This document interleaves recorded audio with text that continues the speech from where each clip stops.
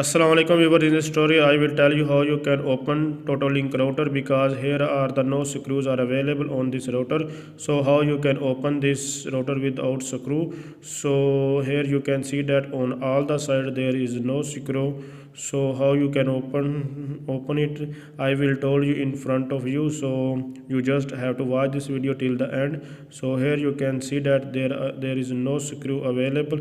So let's see how you can open this TOTO LINK router, because there is no screw available on the in front or back of this router. So you have to open from the circle of this router. So here you can see that this is a openable area. So from this side you can open it from any side. From you can open from the top, but aroundly from any side. So you have to use the screw like this. You have to just pull up, because the lock are available, no screw are available outside, but inside there are plastic locks are available. So you have to unlock from here.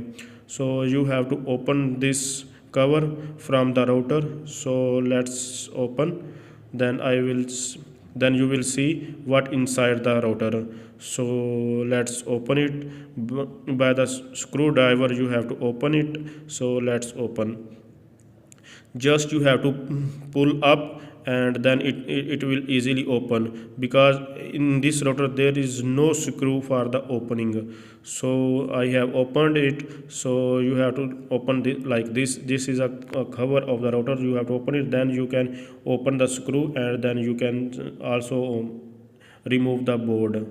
So this is a screw. As you can see that you have to open this screw. Only one screw is available in this router. You have to open this screw, and after opening it you will see here I'm again telling you only one screw is available inside. Then you have to open this screw, and you can easily pick up this.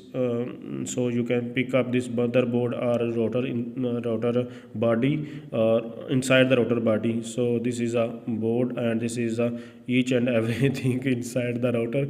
So only one chip is available inside the router, and cat 6 ports are also outside the router. You always see that. So it's very simple, but it is very complex programming inside this chip. So you cannot easily repair it, but if you can repair little things like a capacitor, and if it not works.